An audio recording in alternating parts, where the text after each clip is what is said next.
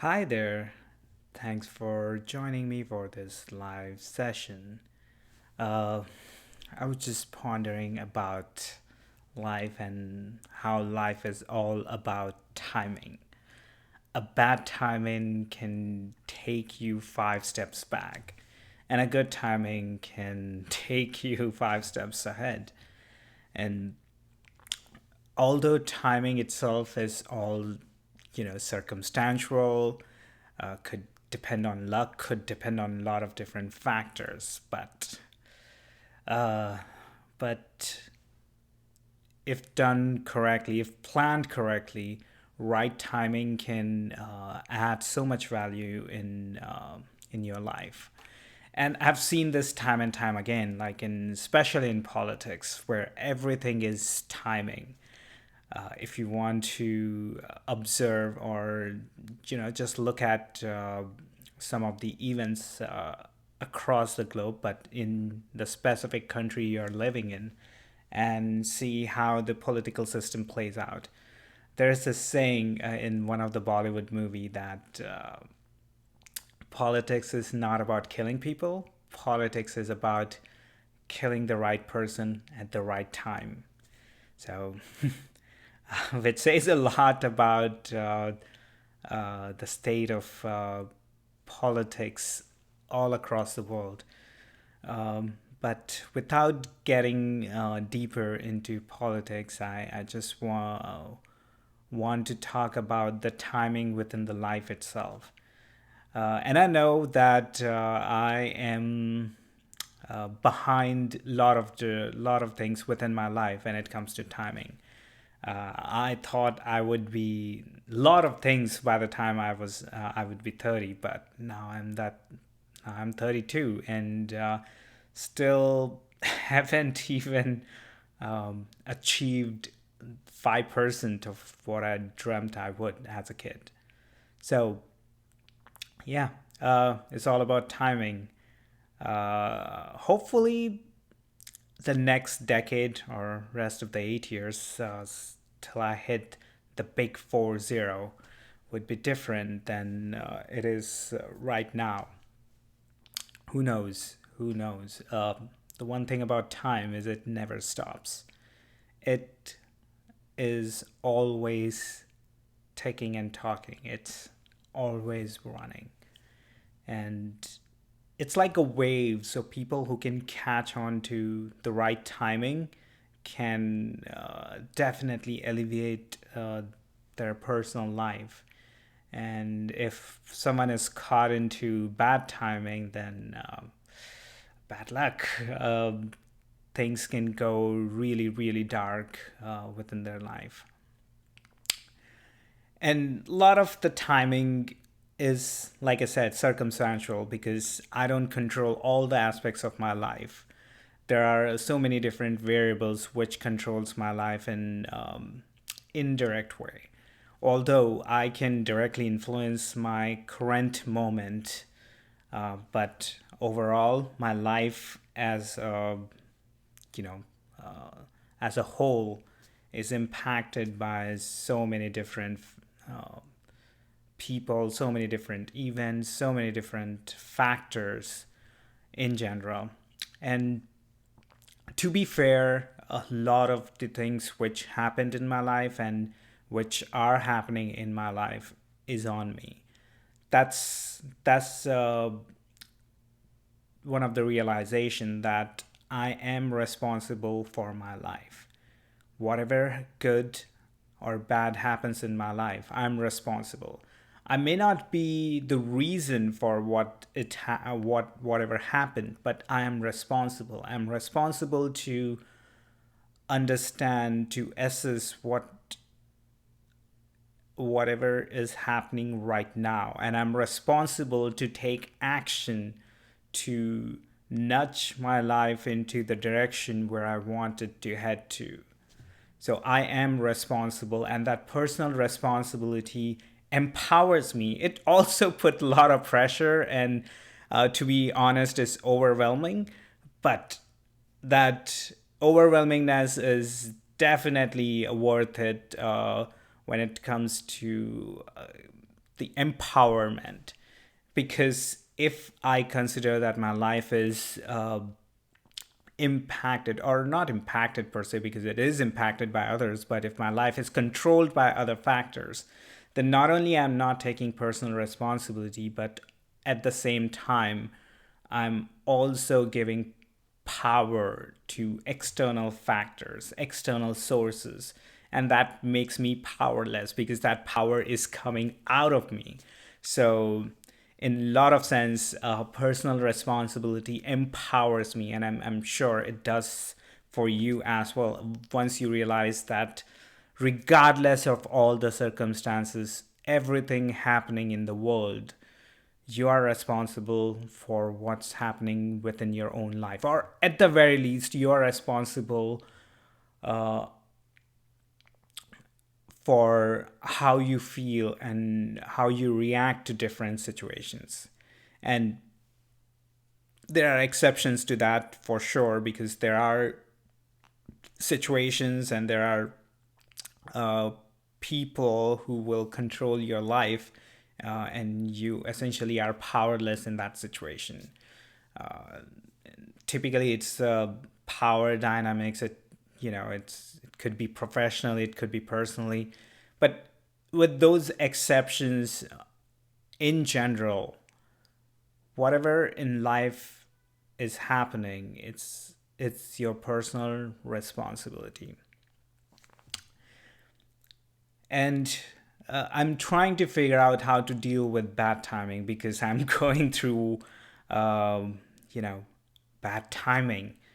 And I know that it's not gonna last forever. It's temporary, as good time is temporary. So, good times or bad times, everything is temporary. So, before I pass on from this bad timing, I do have to deal with the situations and the circumstances and the things going on around me. And for whatever reason, I am partially responsible for where I am at. And some of it is my old behavioral patterns, or my attitude, or my actional patterns, um, and combinations of all of them.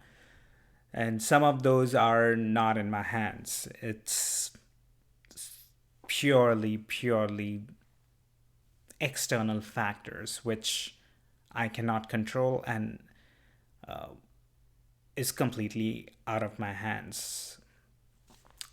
So, regardless, I guess I still have to deal with the situation. It's like, one of the losses, right? So if you lose someone or something in your life, that person or that thing is gone, it's lost, and now you have to deal with the after effects of it.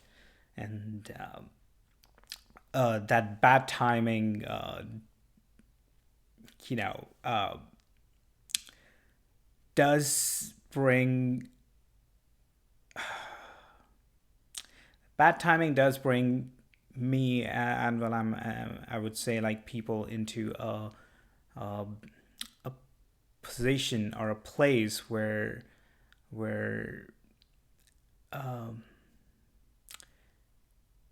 where things can seem really, down. And if not, um, and if you don't talk yourself out of it, it could become very, very depressive for sure. And that's where I personally tell different stories to myself and try to tell positive stories to myself. And when I say positive, I mean, what positive things which I perceive as positive gonna happen in near future, and all I need to do is keep on hustling, keep on moving forward. Because whatever happened in my life right now, or is happening right now, won't be the same thing, which will happen in the future. So I can just respect whatever happened, and then acknowledge that it is what it is, and then move on. And plenty of times I haven't planned well for this situation I am into, but people who are planned well are always ahead and successful because they have plan B, plan C, plan D, and their plan B is not in case plan A fails. Their plan B is when when plan A fails for sure, but their plan B is the ultimate plan in the sense that when they apply pure focus, a complete focus and energy into plan A, and if that fails, then plan B is a contingency plan. And personally, I have been through a situation where my plan B were reassuring as a backup plan, and those backup plans sometimes, I would say, distract me from focusing on plan A in the first place. I guess for the situation I'm currently in, I haven't planned ahead, so I don't have any plan B. So now that my plan A is into rubbles, I have to desperately uh, work on to resolve the current situation I'm in. And in a lot of ways, meditation helped me to prepare for this situation, or at the very least, be calm and peaceful, even though I'm going through this situation. And I guess it's a Stoic philosophy of understanding or of imagining what would be the worst case. And I know what would be the worst case uh, if I cannot or doesn't resolve this situation in a timely way. So, and my worst situation is still not the worst for in any stretch it means. It's still a good situation compared to a lot of different people and a lot of different things happen in those people's life. So I'm grateful for life that even my worst case situation is still good enough that I can be at somewhat a good place, even though I definitely don't want to be there right now. And I know I'm speaking in metaphors, and that's because I don't want to say what I'm going through, and that's one of my personality aspect, I guess, because personally, I never try to express whatever difficulties I'm having in you know in public, especially because these difficulties are mine, and I will definitely loop in people who can support me, or who I need support from. But I don't want to play a victim card because I'm by no means am a victim. I am uh, empowered to handle this situation and the other bad timings which gonna come into my life. So I'm not a victim, and I don't want myself to spiral down onto this into this victim mindset, because I've seen so many people who plays this victim mindset over and over and over, and even if they do get somewhere in the life, they still are victim in their own eyes. And I don't want to be that person. I see myself as someone who is thriving, who is aspiring to make my life better. And sure, I will be a victim of the situations, and that's again bad timing, bad luck, or whatever you call it.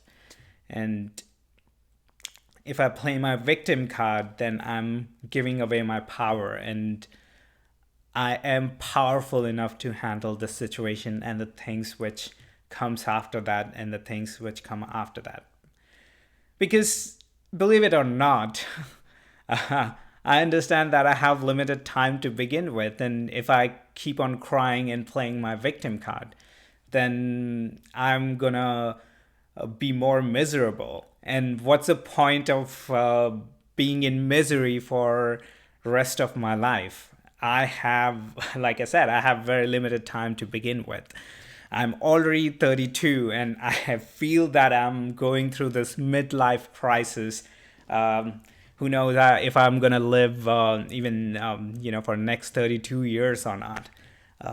Hopefully I do, because I can see myself, living a very healthier life because of the changes I made in my life for the past few years.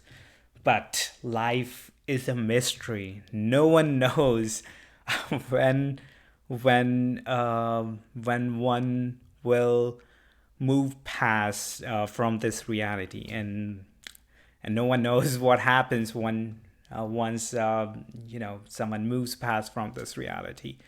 So this is all temporary. Everything in life is temporary. The good, the bad, the ugly. And the good thing about all of these three are that these are cyclic in nature. So I know that every good times will be followed through bad time, and every bad times will be followed through by good times. So and I try to find the good moments within bad timing or bad times, and learn from the bad moments within good times as well. So there is always something to take away from uh, timing, and I guess bad timing always teaches lesson. And one of the lesson which I learned with the situation I'm in is how important networking, how important social capital, how important connections are, how important relationships are. Because uh, the situation I'm in, uh, uh, I reached out to people, and I'm super grateful for the people who answered my call and responded me with uh, with positive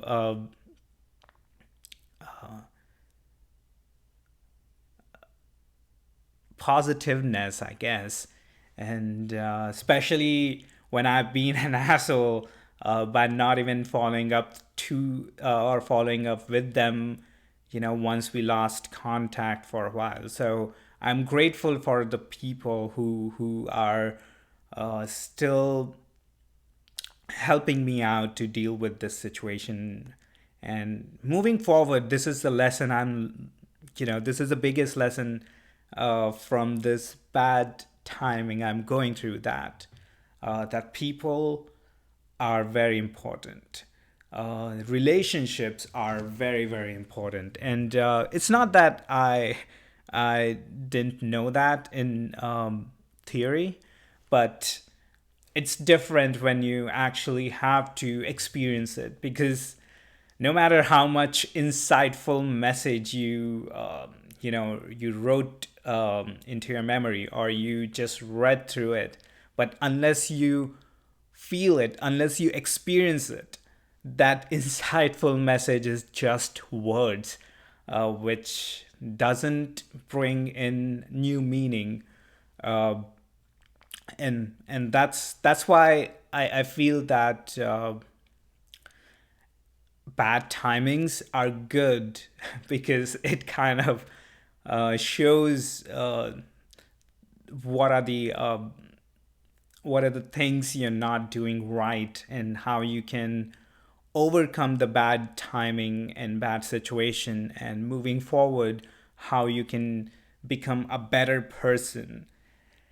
And hopefully once I'm passed through this timing, regardless of if it plays out in my favor or if it doesn't plays out in my favor. Regardless of that, the lesson here is that I will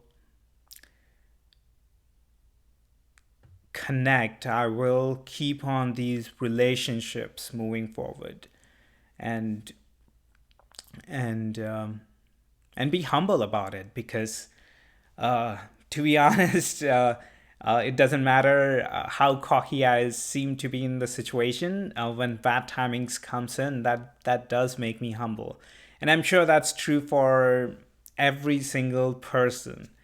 And the humility of bad timing is probably a good thing, right? Because it also changes the direction of the life. Because if I'm not humble, and if I'm still being cocky and asshole to others, the bad timing gonna turn into worse timing.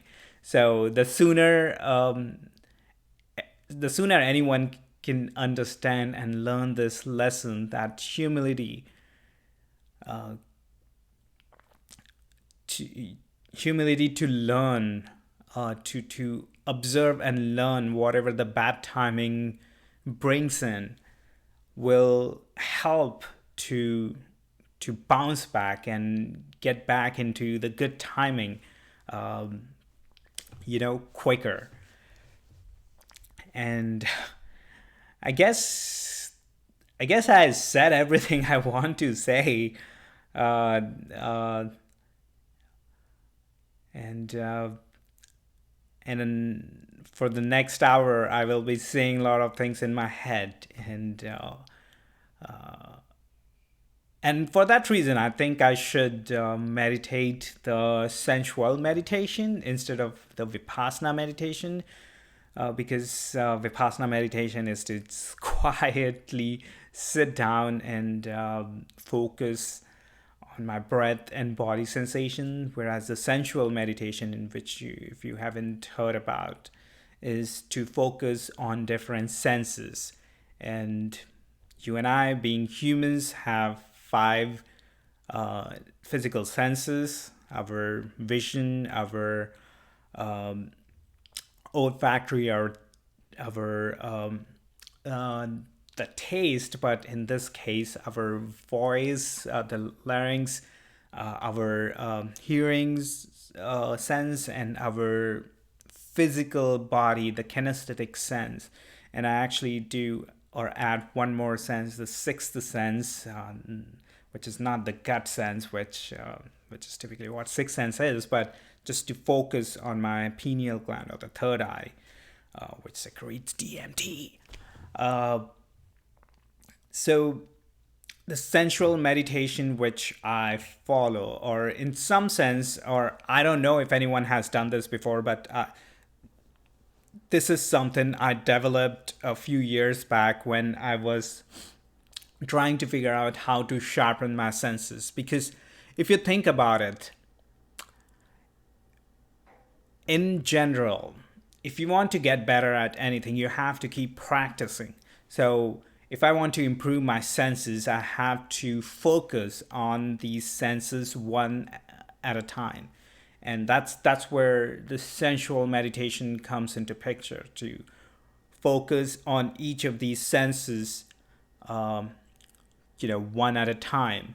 And to make it simpler, I focus on each sense for 3 breath cycles. So regardless of my breath intensity, if it's shallow or deep, I still focus on each sense for 3 breath cycles. So that way I don't have to count. I don't have to try to figure out, some other math while meditating. So I can just keep it simple and focus from one sense to other. So I guess that's what I'm gonna do today. Do my sensual meditation, and for this, I will start with my vision sense first, and then the olfactory sense. So, and then the larynx, and then the hearing, and then the kinesthetic, or actually other way around. So let me. I like this order in the past, so I'll do this instead. So I'll focus on my vision, and then olfactory, then my hearing senses, then my larynx, and then my kinesthetic, and then go back to the focusing on the third eye or the pineal gland meditation. So yeah, with that note, I'm gonna get started.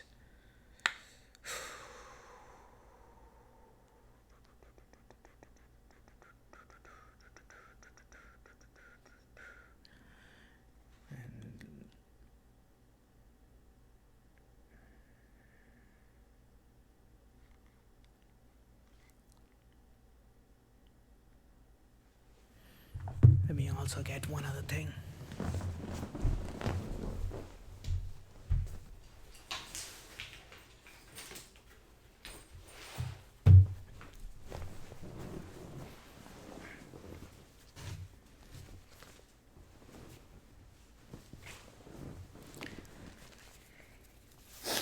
So I'll wear this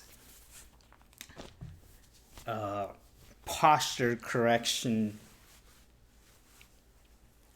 strip, and I don't know how much it helps, but if it does help, even you know, 5%, 10%, that's a win-win. That's a bonus, and at the very least, it reminds me that I have to keep my posture straight. So, okay. Because posture is very, very important. And I believe I am not a physician by any means, but definitely having a right, straight posture can impact a lot of different issues within the body. Firstly, the spine is erect when the posture is correct, and then that also may kind of sort of ensure that my neck is straight, and that also build up blood blood pressure, I guess, and also in my experience, display the confidence, and I do become and I do feel more confident with correct posture.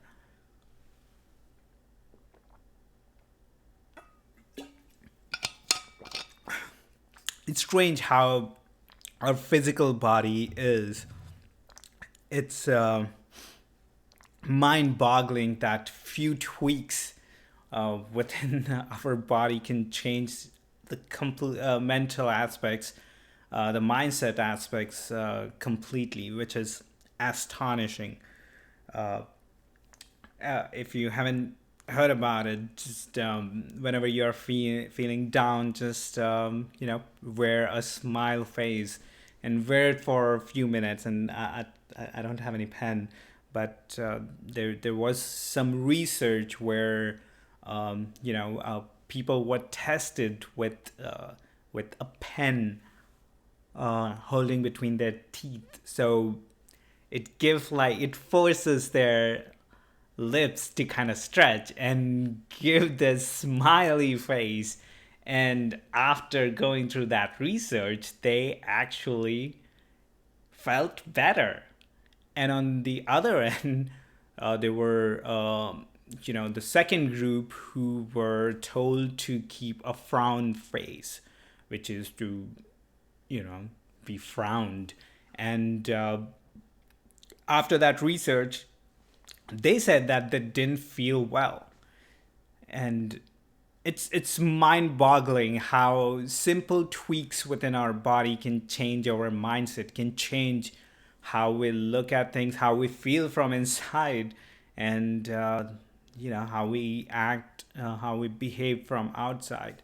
That also kind of reminds me of this other research I was reading about from, I think, the book Thinking Fast and Slow, where they had a group of students in a room, and they they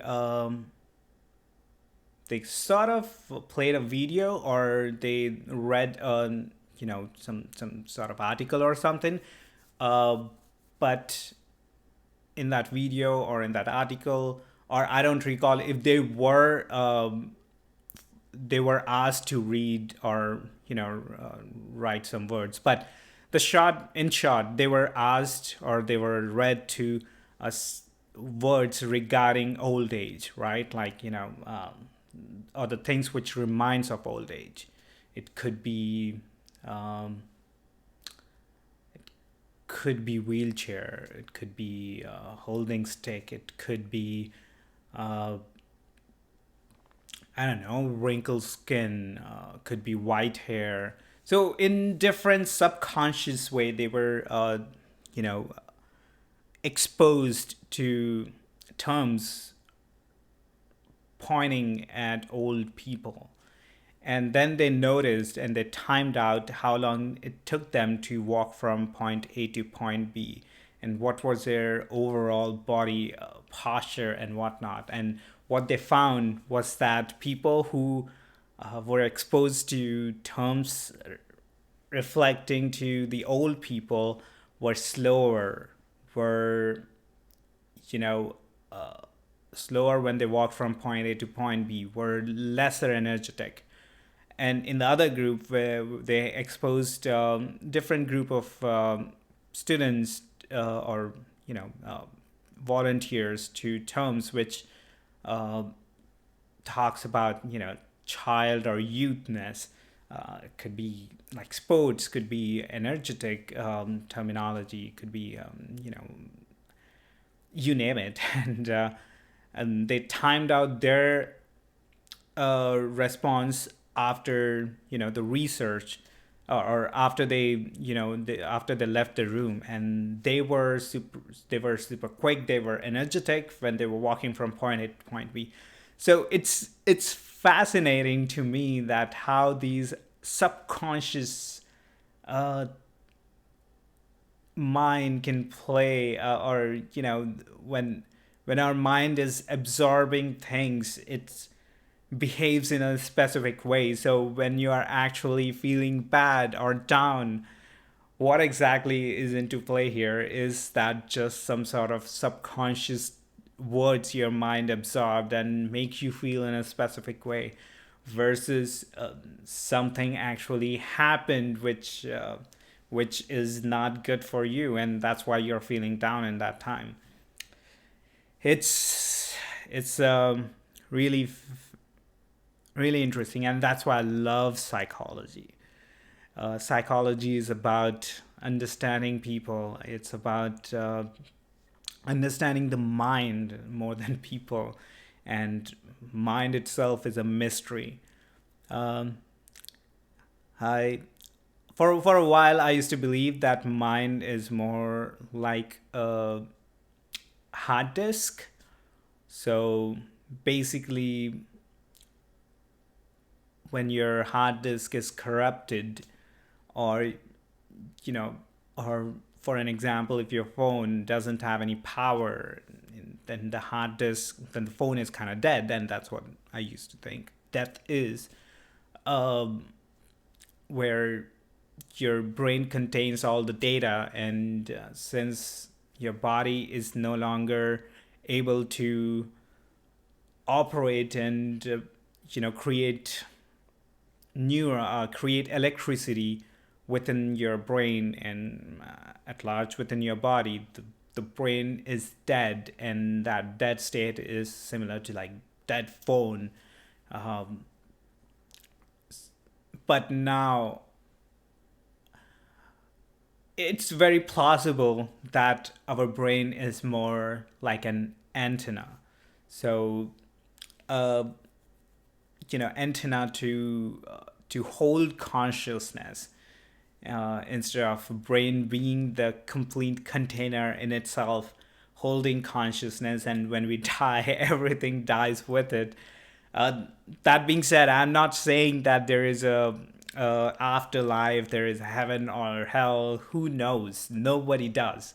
And that's the biggest mystery of life, and that's why all these religions kind of exploit people by selling their story, and whichever story one buys into, they kind of follow their ritual, uh, behave in a different way to the level that they can even kill themselves or kill others. So yeah, these stories can impact so many things within different people's life. But that being said, it's very probable that our brains are like an antenna, which is uh, which is receiving consciousness and maybe even transmitting consciousness. It's it's uh, it's a mystery, and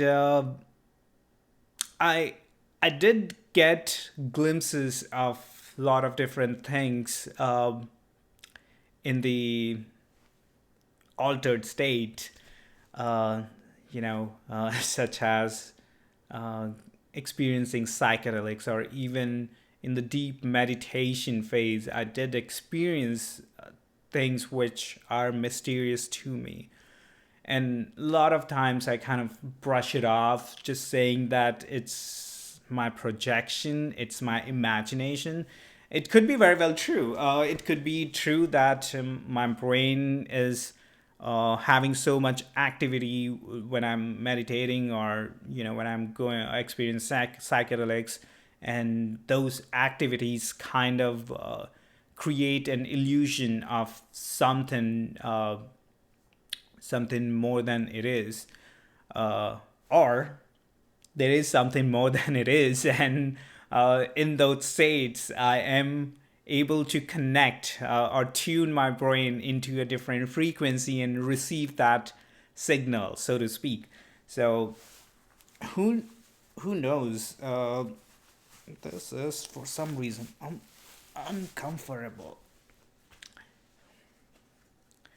Yeah, who knows what's the truth of reality is.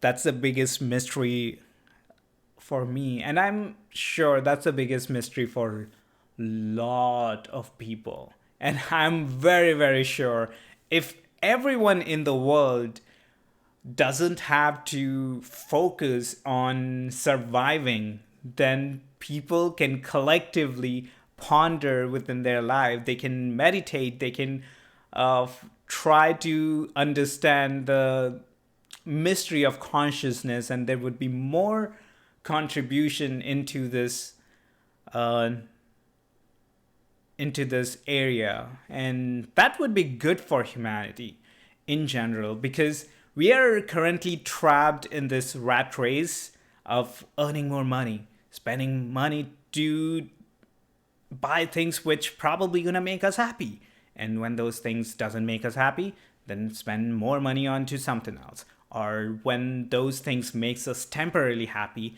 it becomes like an addictive cycle, so we spend more money onto that. And it doesn't have to be money, it could be anything. It could be time, it could be focus, it could be you name it, any type of energy, and that dopamine rush, like, or that happiness, temporary happiness, becomes so addictive that we are always chasing that addiction. And when we don't get that addiction, or when we don't get that happiness, we feel miserable. And on the other end, when you ask people who've been deep meditators for a while, who has been uh,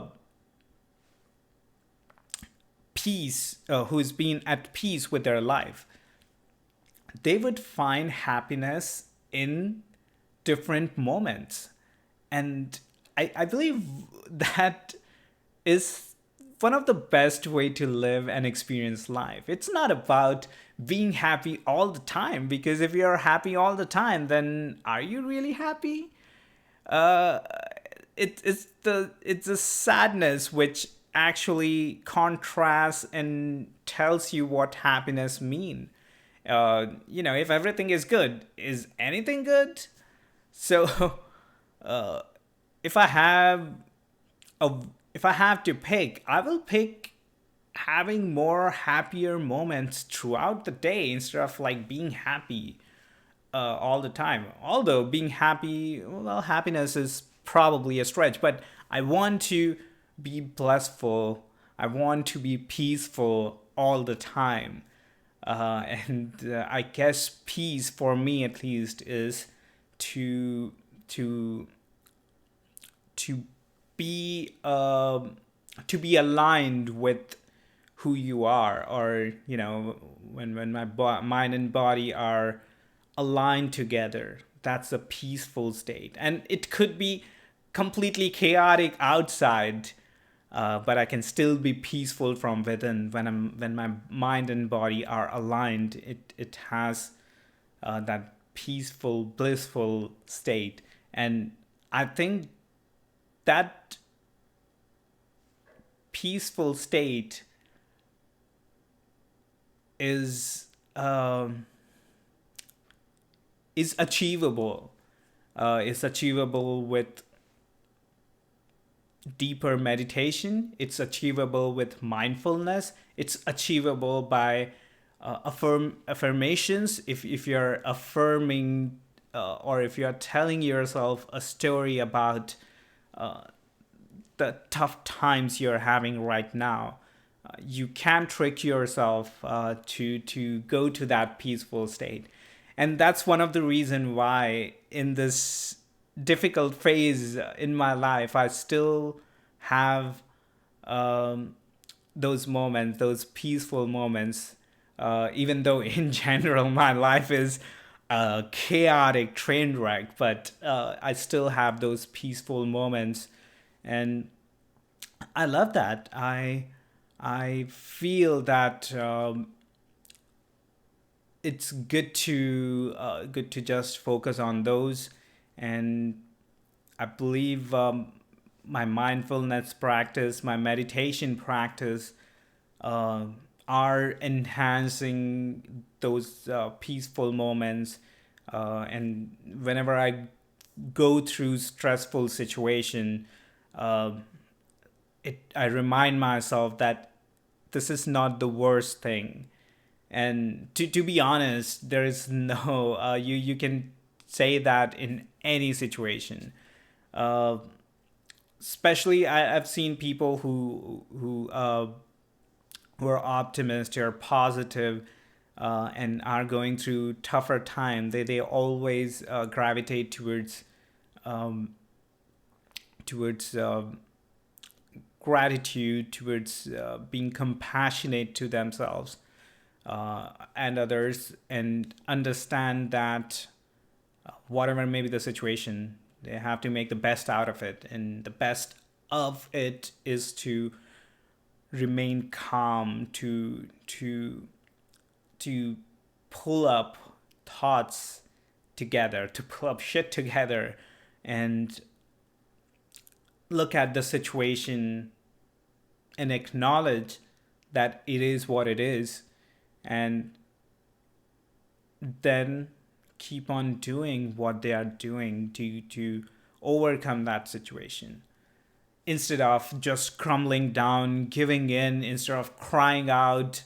I mean, there are a lot of different negative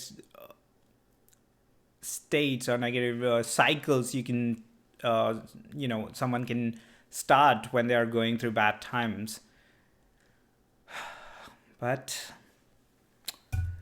but, I guess I said I will start meditating, and I went on another um, free flow of thought. So I'm sure this would be one of the longest uh, live stream for sure. And if I don't know if I am if I've been talking for past 30-40 minutes or so, and if I am, uh, then I do have a lot of good material to kind of like clip it down, because to be honest, most of the things which I'm saying right now is for me to look back at. Even though I'm talking to you, the the person who is observing this, I know that plenty of people won't even watch first 5 minutes of this video. So I and I'm still at peace with that. I am not gonna be agitated. I'm not gonna be frustrated to gain more audience, because that's not my goal. If someone did end up watching all the way till here, I would say, well, thank you for thank you for being with me for entire conversation, even though it sounds one-sided. And also, I want to say that whatever I'm saying or whatever I said for the past whatever minutes is mostly to remind me um, of what I need to do in this situation as well as going forward. So so yeah, this is sort of an affirmation. This is sort of like a therapy for me. So uh, I can look back at it and take deeper, insightful thoughts I'm receiving at this moment, and that's a whole other thought,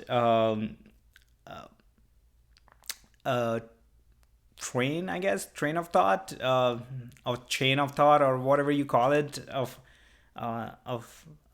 where exactly the thought comes from. Is my brain creating these thoughts, or is my brain receiving these thoughts?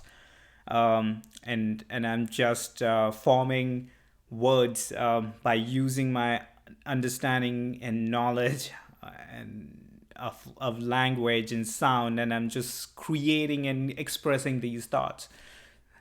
So yeah, one of the mystery or one of the very very aha uh, moment I had recently, or not recently, but a while back, was when I read this article, or I listened to this podcast. I don't remember, because I do so many things. I absorb from so many different sources, um, that our thoughts are limited based on our language, based on our understanding of language. And in some sense, that's true. That is very true, because if I don't have a specific word to express, then my thought would never go there. So, for an example, if there is no word for color blue, you can you can show it to someone, you know, when they are in close to you, but you cannot communicate the aspects of that color, the nature of that color. So uh, I, I'm blanking on. Oh well, yeah. It's the book called 1984 has similar premise, where government sort of restrict the language itself, so people can't uh, think openly, because they are restricted with what they can think. And uh, and uh, that's definitely a dark thing to imagine. I that kind of that kind of make me think, like, how important the words, the languages, uh, are really. I mean, even though I know that I made shit ton of mistakes while communicating on this live streams for past years, and I've made a lot of mistakes with my communication, and conversations with others. But I've seen that people who are paying attention to me, they get it. They get, because they want to understand what I'm trying to communicate and trying to converse with them. And they understand that, they get it. So if we are limited with our words, then it will also limit down how we communicate, how we express each other. And think about it. In most of the languages, or almost all the languages, we do use all frequencies of sound we can make. So um, in African languages, they can even go further. They use a sound which we typically don't use within our language, like the click sound. That's a letter or a word in African. When I say African, I don't know which specific African language, but one of the African language. So think about uh, adding one extra sound to the collection of sounds we can make, and that extra sound can create more words, and can give more meanings, and can enhance the communication even more. So it's mind-boggling to me, and whenever I have these insights, I'm just happy to kind of think about it, and that opens up like a new layer of brain, and make me kind of reflect of, like, the importance of the thought in general, but in this case, importance of sound, the language.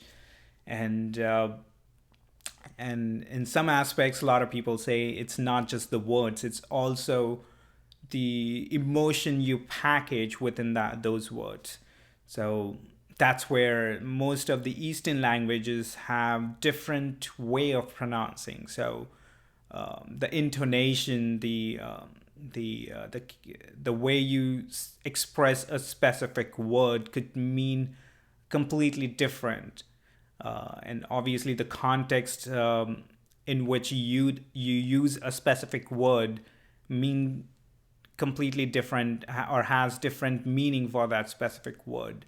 So that context itself is bundled with this emotion. So if you're angry and you use a specific word while expressing your anger, um, the word is powerful enough to carry that anger with you, to whoever is listening to that word. And likewise, on the other end, if you're being loving, and you express a word from that love, that has a different feeling and meaning to whoever is listening to that word. So even though language is just collection of sounds, the deeper,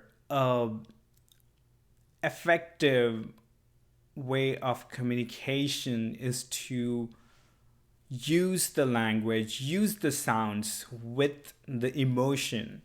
And uh, and I guess as a very, very reserved person, in a way, I tend to not be super vocal about my emotions. And trust me, I am changing that, because while performing on stage, I have realized, I have observed in real time how people react to me. And it's not just one set of people all the time, right? It's variation. It's different people at different venue, in different times, at different, um, are going through different things within that, within their own head. And when I go up on stage and I am having fun, I can see that people are having fun too. And at the very least, if the people are not even having fun, and if I'm having fun, that actually I've seen that kind of transfer to anyone who is receiving it. So so as an audience, they have to, of course, receive what is being communicated to them. And that's such an important aspect. That's just another insight I just got, that uh, as a student, I'll be a better student if I'm receiving it. If I'm being closed, then no matter how good teacher I've been taught by, I still won't be receiving it, and as an extension, I won't be learning anything from it. Likewise, as a performer, I have to express. I am starting to realize that expressing with my emotions and using it within my bits is so important, because I feel like I passed the stage where I used to be so much bothered about the words, the way I'm gonna say it, how I'm gonna say it. Although all of that is important, it's very important. The missing factor is speaking from the emotion, because I can practice, a set of bit for hours, and I can just go up there and I can like say exactly how I practiced. And that might resonate with some of the people, but it doesn't come across as genuine unless I am actually experiencing that bit, which which is very I'm sure that every single one of you who is watching this, who can express anything in words, have experienced this at one or the other time in your life. So I'm hoping that you can uh, resonate with what I'm saying, that it's not just about words being said, it's about speaking from within, and using the emotions and the time. And honestly, it's very difficult for me. Again, like, I'm not super emotional. I'm more of a I consider myself as like a rational person. I don't just get incited quickly, you know based on my emotions. And I've seen that with while having a disagreement with other people. To be fair, there are times when some words or some things trigger me, but I'm getting better at it, and I'm better at managing my emotions, like my anger or my uh, frustration or anxiety or other things. But that being said, I'm nowhere close to living my perfect self. I have to, uh, yeah, I have to do so many. I have to do so much work within me to kind of become better at just experiencing the emotions and still being non-attached to it. And that's where meditation plays a lot of roles, because if someone is being angry towards you, someone is being hostile towards you, you can definitely feel that. You can receive that vibration and feel it, but not getting caught up into that feeling requires a focus and understanding of who you are. And meditation plays a very major role into figuring that out. Uh, and that's what most of the people need right now. And when I say most of the people, I mean most of the um people who are bothered by external factors like someone else's skin's color, someone else's belief system, someone else's point of view, someone else's uh, action, and they get caught up into all of this, and I guess in some sense think of themselves as victim. And it could be a tribal thing too, for sure, um, because when people become tribal, they stop thinking with their head and become kind of like a group think thing. So if I'm tribal and part of a group, then whatever the group is doing collectively, I would agree with it automatically, even if it completely conflict with who I am as a person. And that exactly how adults are trained into, right? Like if you look at a child who is not trained into a specific pattern or narration of or concepts, when they approach and look at the things, they look at it from a curiosity. So when they look at things from curiosity's standpoint, they are trying to understand and learn the other aspect, the other side, to see what are different ways of understanding the issue.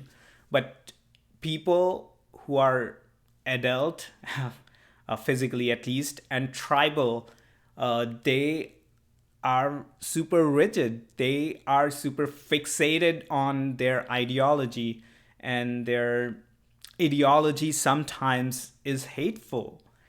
And that's true for people all across the world. And that's true even for the people who claim that they're moralistic, they are religious, and their religion express peace or whatever. But that's not the truth, that's not the reality. Or at least they misunderstood their own religion, or they pick and choose the aspect of religion which is convenient for them in that moment. So that's a tribal mindset. Although tribal mindset could be super super helpful when it has a common goal, and that if that goal is productive and making things better instead of hurting someone, or focusing on their personal agenda, so to speak. So it goes both ways. It's most of these things are neutral. These are sort of like the laws. You can just use those laws, and it will help you to meet your goal. Whether you use it for a good thing or bad thing, it's purely upon you. Like everything, right? Like every tool, you can use a tool to construct something, you can use the tool to destruct something, you can use the tool to do nothing. So it's a tool. All of these mindsets are tools to achieve something. I I Okay, that's been a long, long train of thought, and I know I'm gonna have like real fun time while editing this video for a future podcast, and I have to listen to all of the rant I've been, um, you know, ranting all the things I've been ranting for the past hour or so, and then probably have to cut down the good points out of it and, you know, make it digestible so that I can understand and I can follow through what I'm been saying for the past hour or so.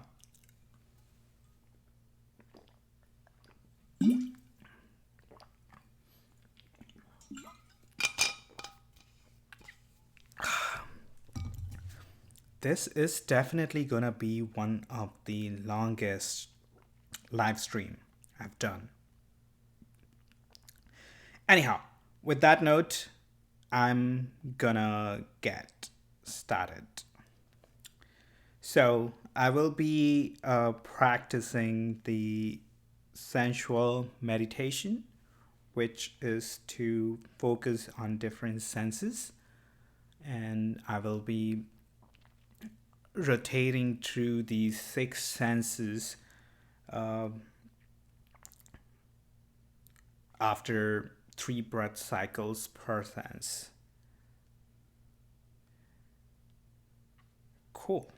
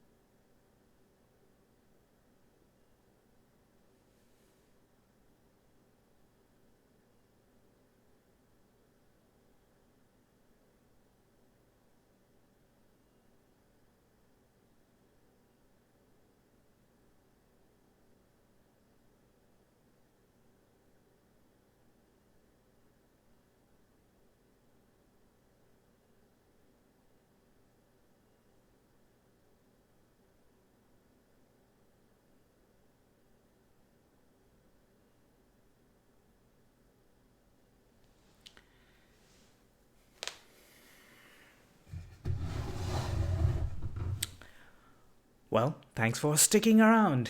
And ah, uh, I hope that you start practicing some sort of meditation, and I hope that it brings joy and peace in your life and that you stay peaceful.